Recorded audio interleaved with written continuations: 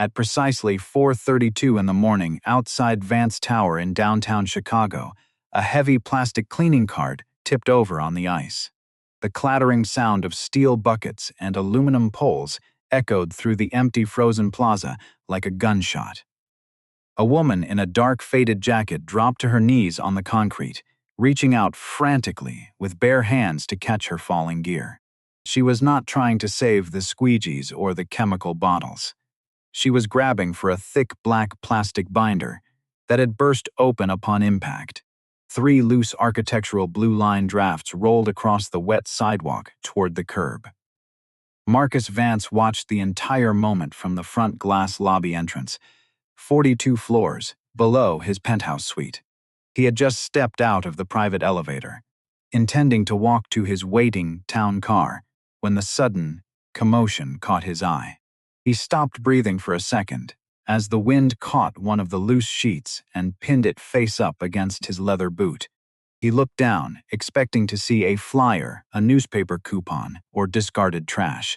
Instead, his eyes locked onto a hand-drawn structural cross-section of a high-density modular residential foundation, rendered with precision ink lines, bearing a professional seal and a bold title block in the corner.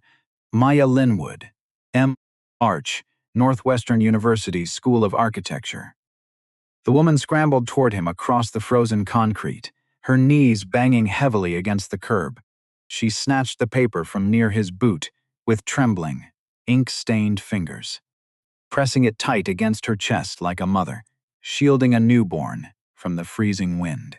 Her face was flushed red from the -8-degree temperature, her breath rising in sharp white clouds between them. She did not look at his expensive wool coat or his custom leather shoes. She looked only at her drawings, checking the edges for water damage or tearing. "I am sorry," she said, her voice raspy from the bitter cold. The wheel hit a crack in the pavement. "I am moving right now."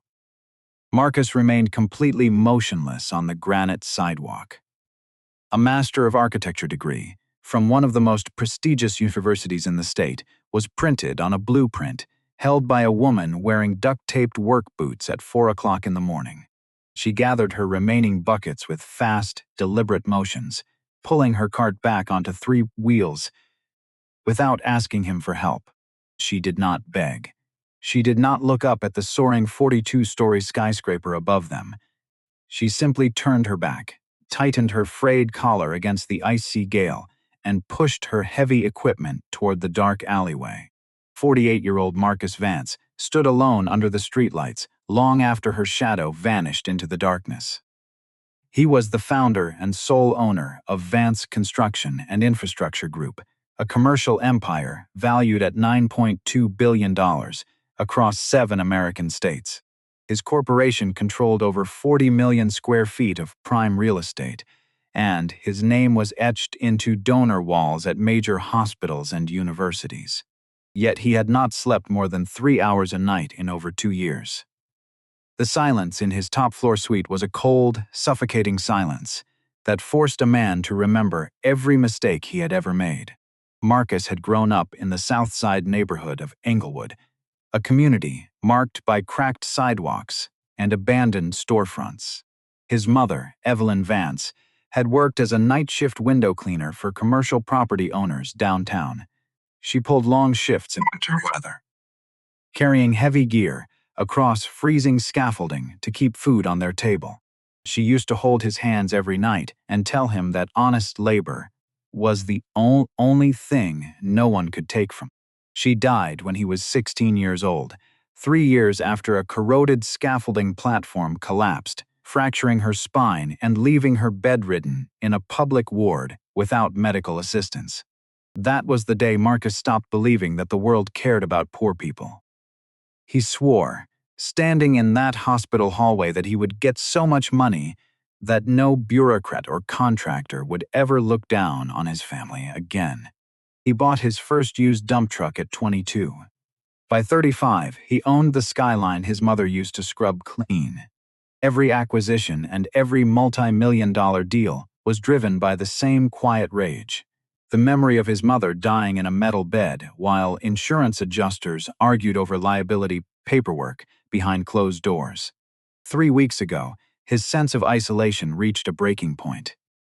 An internal forensic investigation revealed that his longtime chief operating officer had embezzled $31.5 million from a Southside Affordable Housing Trust Fund.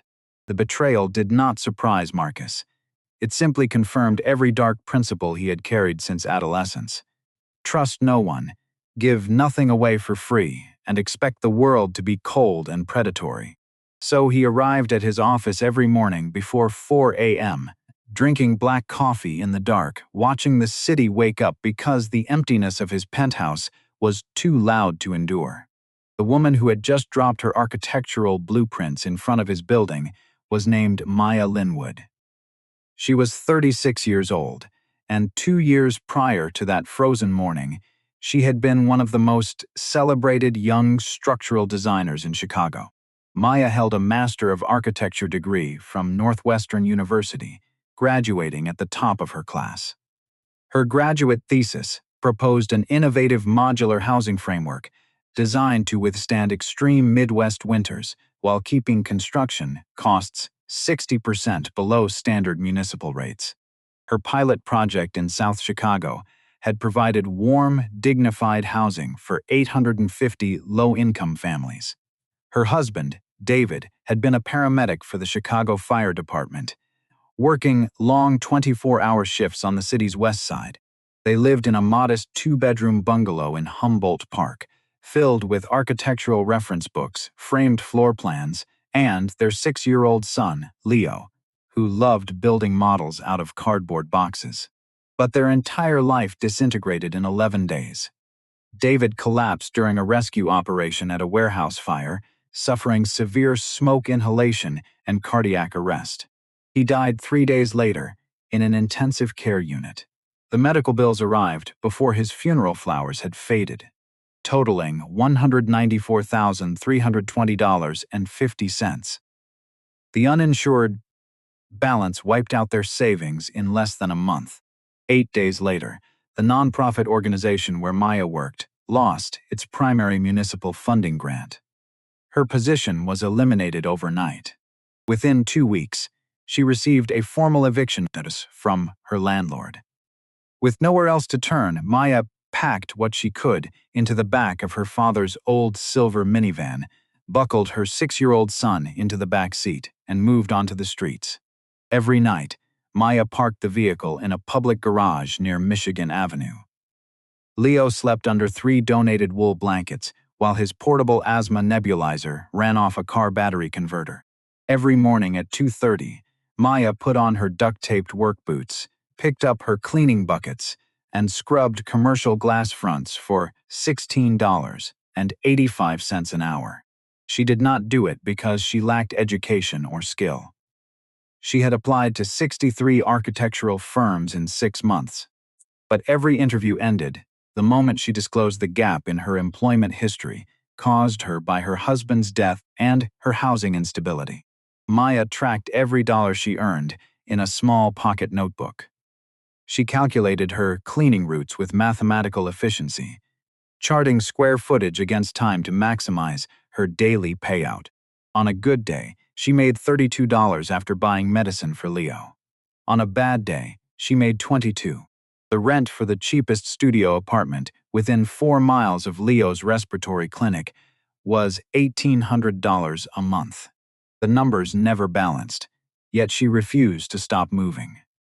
Standing on the cold granite plaza where her blueprints had fallen, Marcus Vance looked down at the dark, wet sidewalk where the name Maya Linwood had been printed. A woman with a master's degree in structural architecture was cleaning his windows in -8-degree weather for pennies. And as he stared at the empty corner where she had disappeared, something shifted deep down inside his chest that money could never fix. The sun had not yet broken over the dark steel silhouette of the Lake Michigan shoreline when Marcus Vance returned to his office on the 42nd floor. The single sheet of architectural blueprint he had managed to retrieve from the freezing gutter sat flat on his dark mahogany desk next to a lukewarm cup of espresso. His fingers traced the sharp black ink lines of the structural cross-section, taking in every hand-drawn measurement and technical notation. The title block in the lower corner remained crisp and undeniable. Maya Linwood, M. Arch, Northwestern University. At 5:15 in the morning, Marcus picked up his private encrypted line and called Arthur Pendleton, the senior corporate intelligence investigator for Vance Construction. Arthur was a retired federal auditor who had handled background verification for the executive board for over 14 years. He answered on the second ring, his voice crisp and alert despite the hour. Marcus did not offer a greeting or waste time with formalities. He gave Arthur 3 pieces of information: the name Maya Linwood, her degree from Northwestern, and her presence outside Vance Tower with a cleaning cart at 4 a.m. "I want her entire public and private record on my desk before 8 o'clock, Marcus said, his tone low and uncompromising. "Every employment contract, every medical lien, every bank filing, and every municipal record from the past 5 years. Is she a security concern for the building?" Arthur asked, the sound of keyboard keys already clicking in the background. "No," Marcus replied, staring out the window at the empty plaza below. "She is the exact opposite of a threat. That is what concerns me." While Arthur began his search, Marcus pulled up the digital archives of Northwestern University on his personal computer terminal. Within 4 minutes, he located her master's thesis in the university's open access research repository. The document was titled Modular Housing Frameworks for Midwestern Winter Extremes: Structural Integrity and Cost Reduction in Under-Resourced Communities. It spanned 246 pages, dense with load-bearing calculations, thermodynamics charts, and municipal zoning analyses. Marcus sat down in his leather chair and began to read from page 1. He read about how standardized precast insulated panels could reduce framing costs by 64% in high-density urban zip codes. He read about passive solar retention systems designed specifically to protect low-income families from heating outages during -20-degree Chicago blizzards. He read about her pilot initiative in South Chicago, which had successfully erected 32 energy-efficient modular units, providing permanent shelter for 850 residents. Every page reflected a mind operating at the highest level of structural engineering and human empathy. At 7:42 in the morning, Arthur Pendleton walked into the executive office, carrying a thin gray folder. He set it down on the mahogany table without a word and stepped back. Marcus opened the folder and reviewed the timeline of Maya Linwood's life over the past 24 months.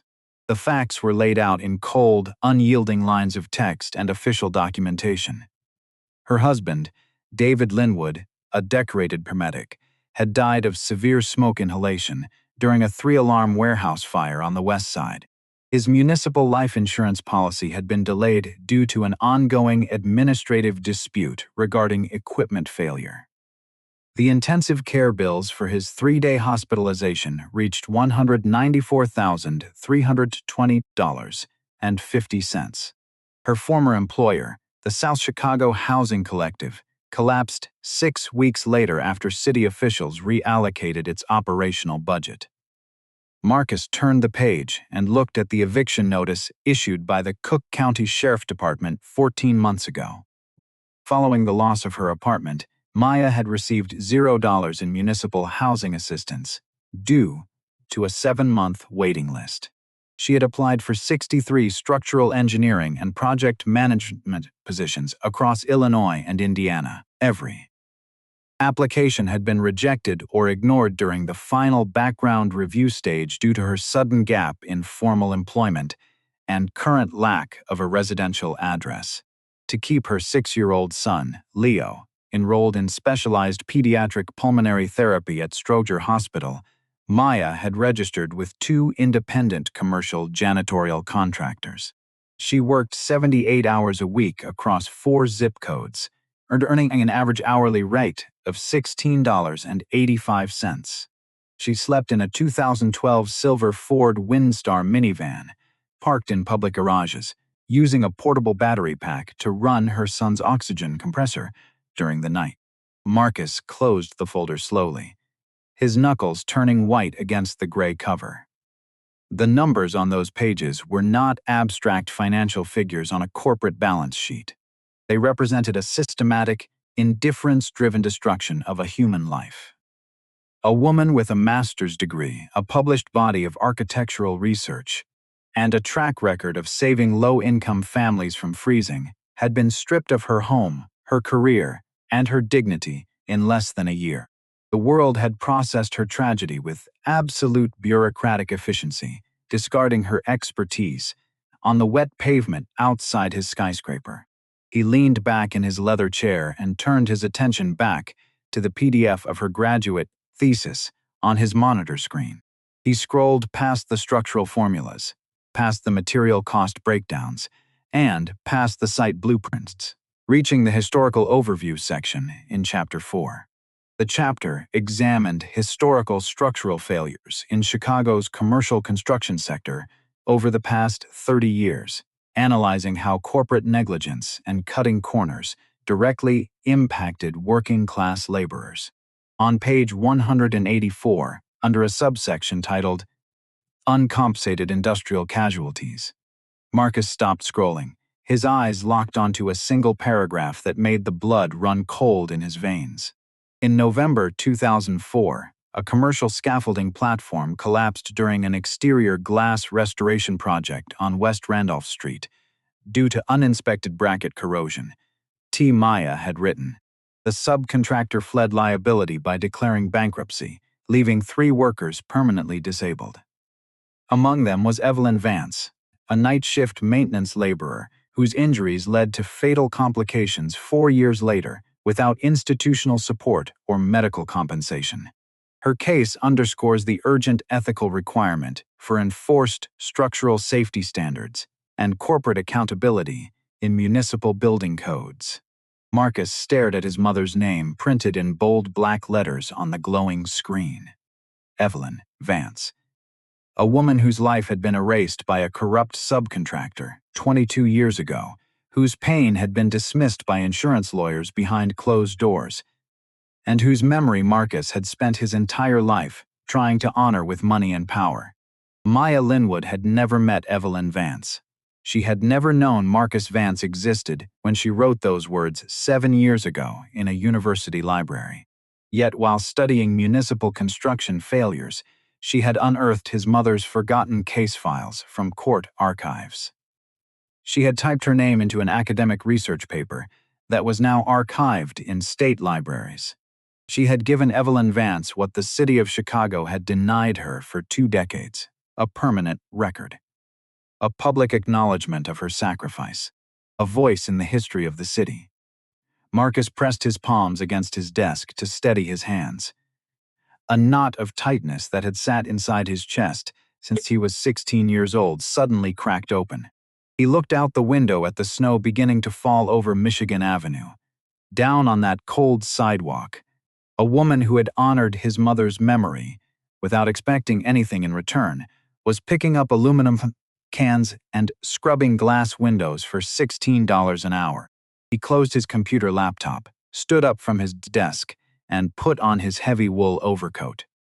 The betrayal of his chief financial officer, the $31 million fraud investigation, and the board meeting scheduled for 9 o'clock no longer mattered.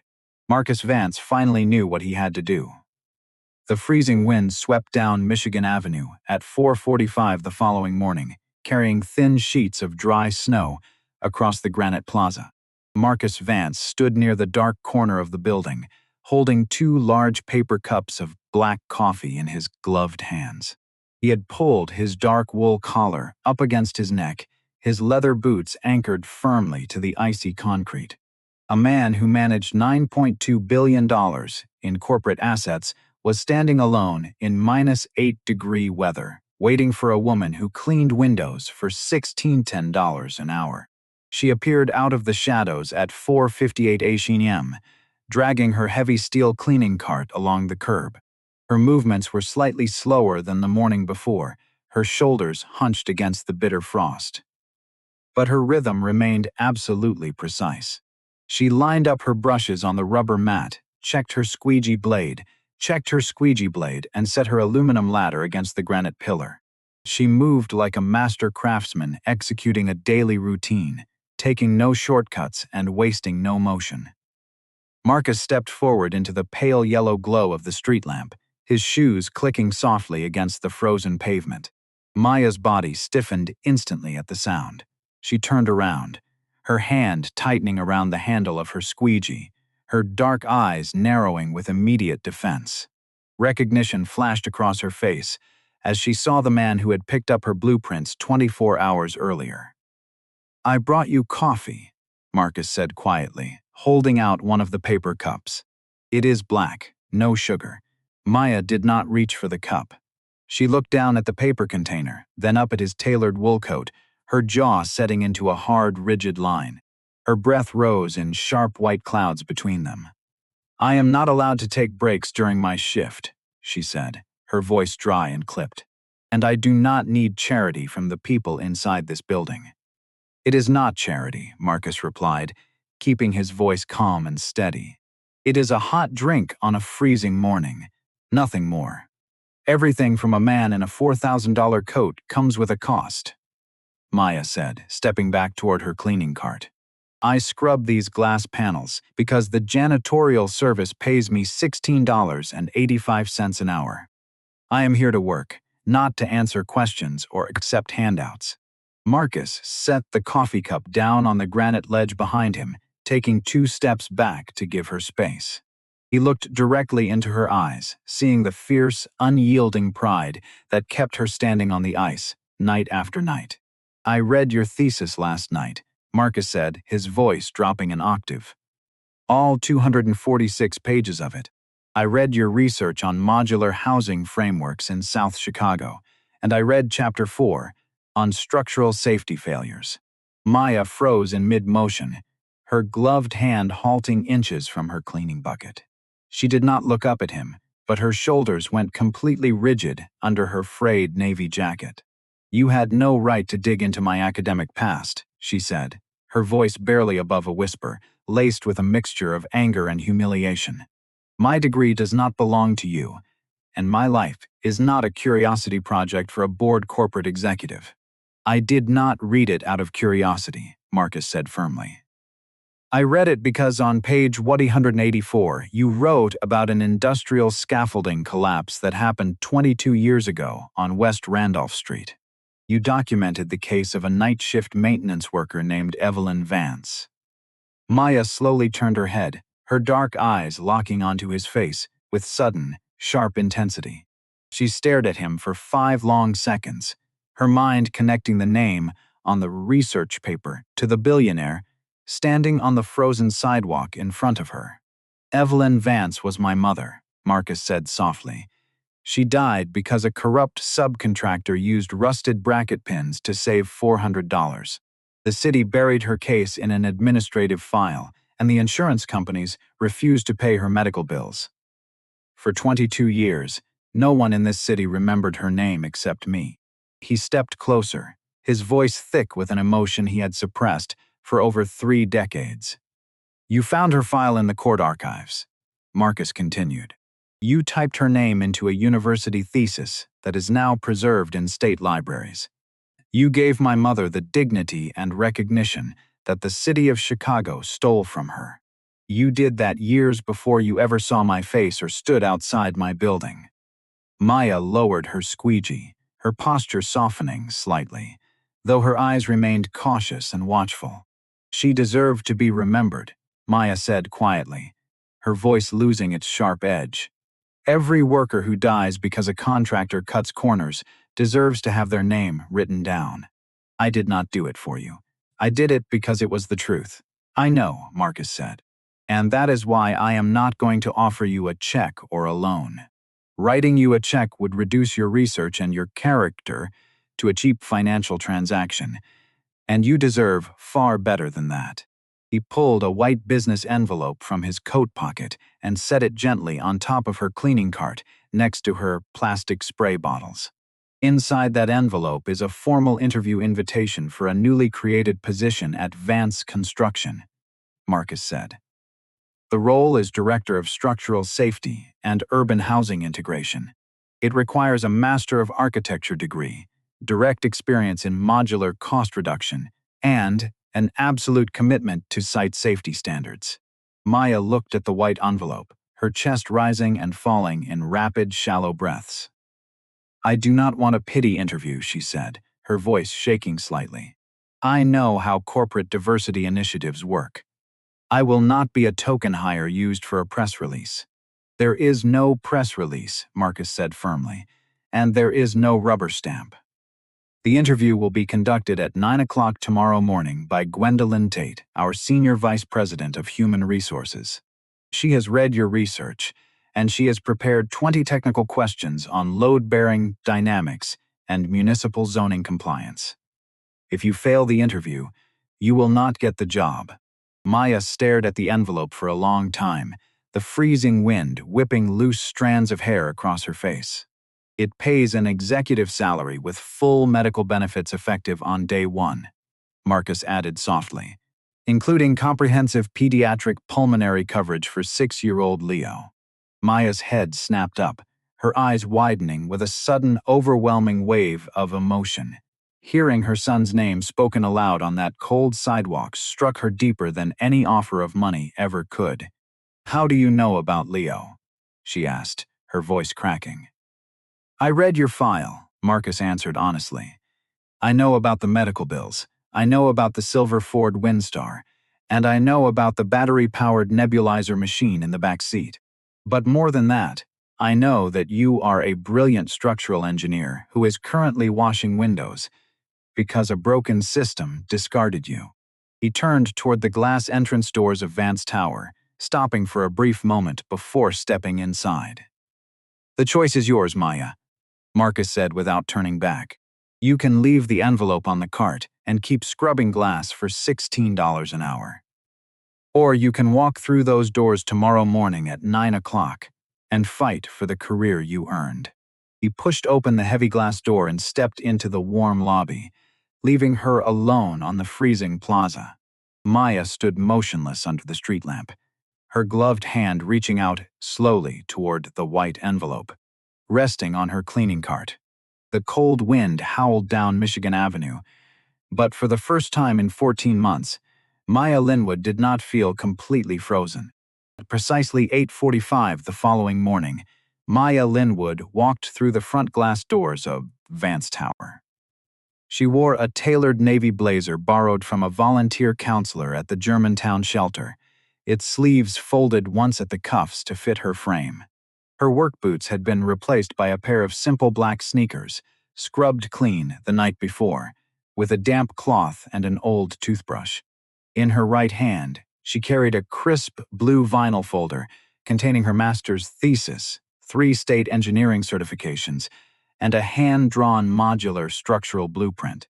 The elevator ride to the 38th floor was silent, the digital floor indicator climbing steadily through the high-rise structure. The heavy oak doors opened to reveal a glass-walled conference room overlooking the frozen expanse of Lake Michigan.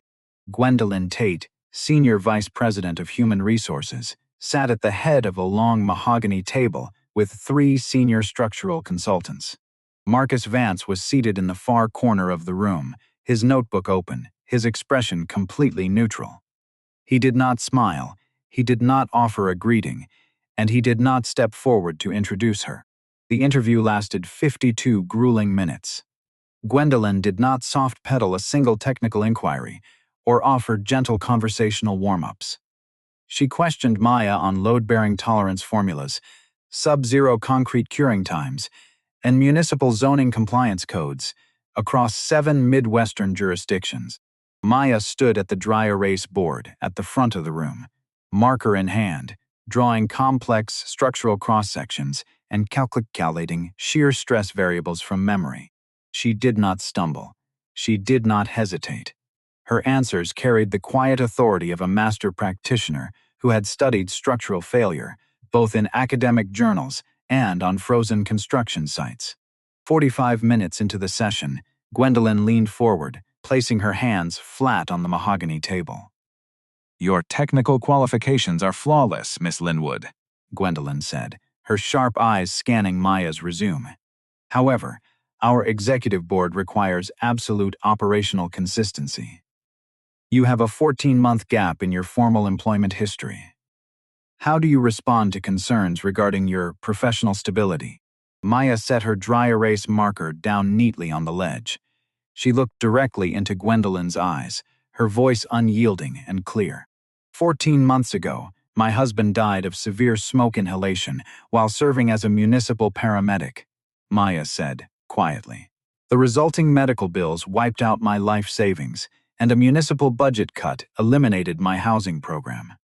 During those 14 months, I slept in a vehicle with my 6-year-old son while working 78 hours a week scrubbing commercial glass on Michigan Avenue. I managed my time down to the minute. I maintained my technical certifications, and I kept my son healthy without missing a single therapy appointment. If I can maintain structural precision while surviving a Chicago winter on the streets, I can manage your safety division. Silence hung over the executive conference room for 6 long seconds. Gwendolyn looked at the 3 structural consultants beside her, who were all nodding in quiet agreement. She closed her pen, extended her hand across the table, and offered Maya the position of Director of Structural Safety and Urban Housing Integration at an annual starting salary of $145,000, complete with immediate executive health insurance. Maya's first 3 months at Vance Construction were defined by relentless, disciplined labor. She arrived at her 38th floor office every morning at 6 o'clock, logging 14-hour workdays to review site safety protocols across 22 active commercial developments. Yet her transition was not without friction. Senior project managers, long accustomed to cutting administrative corners, viewed her appointment with quiet skepticism.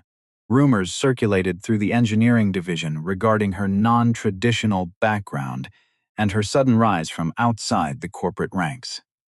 Male site superintendents questioned her field authority, whispering behind closed doors about her lack of corporate tenure. Maya ignored the gossip entirely, letting her site audit reports and structural calculations speak for themselves. The true test of her authority occurred on a bitter Tuesday morning in late March, at 2:15 a.m. A sudden temperature drop to -10 degrees Fahrenheit caused a catastrophic freeze-thaw cycle at the site of the Lakefront Commercial Tower, a $120 million waterfront development project on Chicago's east side.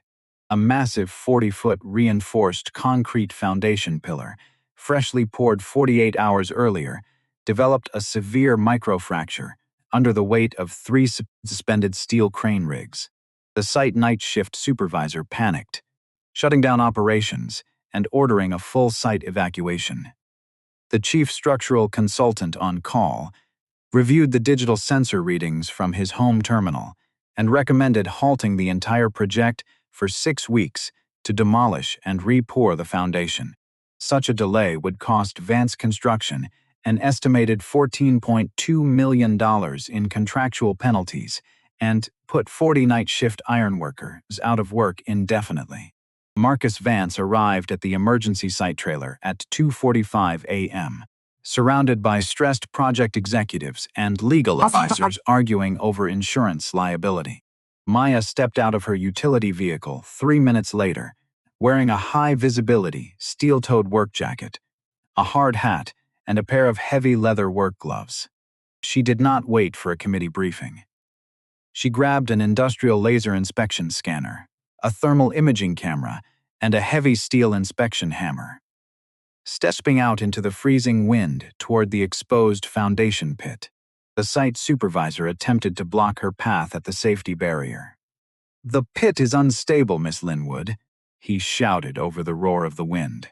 "We are waiting for the corporate engineering team to finalize the demolition paperwork. You should stay inside the trailer. I am the corporate engineering team." Maya replied firmly, pushing past the barrier without stopping. She descended 30 feet into the freezing, mud-splattered excavation trench, her laser scanner emitting a sharp red grid against the cracked concrete pillar. While the traditional engineers had evaluated the pillar using standard surface sensors, Maya understood the physical reality of sub-zero winter curing from her years of modular housing research.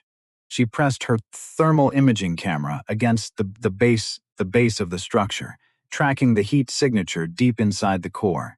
For 20 minutes, she crawled through the freezing mud beneath the suspended steel rigs, tapping the concrete face with her inspection hammer. Clink, pause, clink, clink, pause. She listened to the acoustic resonance of the material with the same intense focus she had once brought to sorting aluminum cans on Michigan Avenue. At 3:20 a.m., she climbed back up the trench ladder and walked into the heated site trailer, where Marcus and 8 senior engineers were waiting. She unrolled a fresh sheet of technical grid paper on the central conference table, drawing a rapid structural diagram with her waterproof ink pen. "The core of the pillar is entirely sound," Maya announced, her voice calm and authoritative. "The fracture is confined to a 3-inch outer shear layer caused by rapid surface freezing during the initial pour.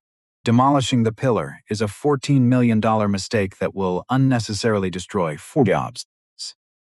The chief structural consultant frowned, shaking his head. "The surface sensor readings indicate a 30% loss in load-bearing capacity," he argued sharply. "We cannot risk a collapse. Your surface sensors are measuring the outer insulation layer, not the reinforced core," Maya countered, pointing her pen at the precise load-bearing calculations on her grid paper. "If we install 4 modular steel tension collars around the perimeter and inject a high-expansion epoxy resin at 400 pounds per square inch, we can restore full structural integrity within 12 hours. Total repair cost, $84,000. Total operational delay, 0 days." The room went completely quiet. The senior site engineers crowded around her drawing, reviewing her load-bearing equations line by line. The chief consultant stared at her numbers for 2 long minutes, his eyes widening as he realized the mathematical elegance and absolute accuracy of her solution. He looked up at Marcus Vance and nodded slowly.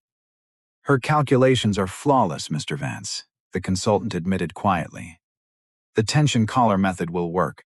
Marcus looked at Maya, standing in her mud-splattered work boots and high-visibility jacket, her face flushed red from the freezing trench wind. For the first time in 3 months, a faint, genuine smile appeared at the corner of his mouth. "Executu Miss Linwood's repair plan immediately," Marcus ordered the site supervisor. "And make sure every crew member on this shift gets full pay for the night." By 6 o'clock that morning, the modular steel collars were clamped securely around the pillar. The high-expansion resin was curing perfectly, and the crane rigs were operating at full capacity. 40 ironworkers remained on the job, their livelihoods protected by a woman who understood the true value of work. As the sun rose over Lake Michigan, painting the icy sky in shades of gold and pink, Maya stood at the edge of the excavation trench, watching the construction crew move with steady, confident rhythm. She had not just solved an engineering crisis. She had proved to every executive in the corporation that her place at the table was earned through sheer, unyielding excellence. 12 months after the cold night at the lakefront commercial tower, Maya Linwood stood at the main podium of the American Institute of Architects' annual conference at the Hilton, Chicago. 400 senior structural engineers, municipal housing directors, and urban planners filled the grand ballroom. The atmosphere was quiet, attentive, and focused. The woman standing before them was no longer an invisible worker scrubbing glass in -8-degree weather. She was the director of structural safety and urban housing integration at Vance Construction, recognized as one of the most innovative minds in Midwestern commercial development. Her presentation detailed the real-world results of the site safety and modular housing framework.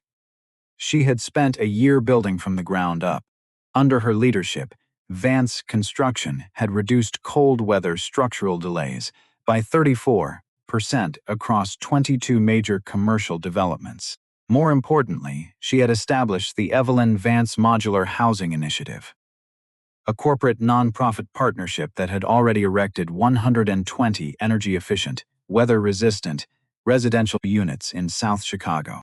Those units were currently housing 480 low-income families, providing them with safe, warm shelter through the brutal winter months. The audience rose to their feet as she finished her presentation, filling the ballroom with sustained, unanimous applause.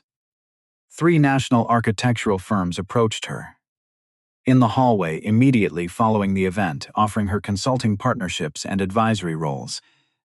She accepted 2 board positions with the full support of Marcus Vance, ensuring that her modular housing model could be replicated in Detroit, Milwaukee, and Philadelphia. Her personal life had experienced a complete, profound transformation. 6-year-old Leo Linwood was now enrolled at a top-tier elementary school in the Lincoln Park neighborhood of Chicago. His severe pulmonary infection had been fully cured following 10 months of specialized pediatric care covered under Maya's executive health insurance. He had his own bedroom in a bright, sunlit 2-bedroom apartment overlooking the park, filled with building blocks, sketchbooks, and a warm bed. Maya no longer checked her watch every night at 2:30 in the morning. She no longer slept with one eye open in the front seat of a rusted minivan. The change in Marcus Vance was equally deep, though quiet and subtle. He did not become a soft, reckless idealist overnight. He remained a sharp, disciplined corporate leader who monitored his balance sheets with rigorous precision. However, the suffocating emptiness that had defined his 42nd floor suite for decades had finally lifted. For the first time in 32 years, Marcus spoke his mother's name in public, without feeling the sharp, bitter sting of unhealed grief. On a crisp, sunny Saturday morning in October, Marcus and Maya stood together on a quiet block in Englewood, the South Side neighborhood where Marcus had grown up. Before them stood a brand-new, 2-story brick building bearing a polished bronze plaque near the main entrance. The Evelyn Vance Community Health and Structural Safety Center. The facility offered free primary health checkups, occupational safety training, and legal advocacy for low-income manual laborers and their families. Walk-in service was available 6 days a week, requiring 0 insurance paperwork and 0 financial verification before patients could be seen. Marcus looked at the building, then turned to Maya, who was standing beside him in a tailored gray coat. Their relationship was built on a foundation of absolute professional respect and shared purpose. He had not rescued her with a check, and she had not accepted his pity. They were 2 resilient individuals who had met at the exact intersection of trauma and discipline, choosing to build something lasting rather than surrender to the cold indifference of the world. "Thank you, Maya," Marcus said quietly, his voice steady and sincere as he looked at his mother's name on the bronze plaque, for giving her back her voice. "She always had a voice, Marcus," Maya replied softly, looking out over the neighborhood streets. "The world just needed to be forced to listen." Real assistance is never about giving someone a handout or performing charity for public display. Real assistance is recognizing the inherent value and talent that a broken system has overlooked and creating the fair conditions for that value to be realized. It is offering a seat at the table, a fair evaluation of skill, and the dignity of earning one's place through excellence. Every morning at 5 o'clock, Maya Linwood still woke up before the rest of the city. She did not do it out of fear or survival, but because the early morning hours remained the quietest time to design new structures. She sat by her apartment window with a hot cup of black coffee, her drawing pens in hand, sketching the blueprints for a future where no one would ever have to freeze in the dark.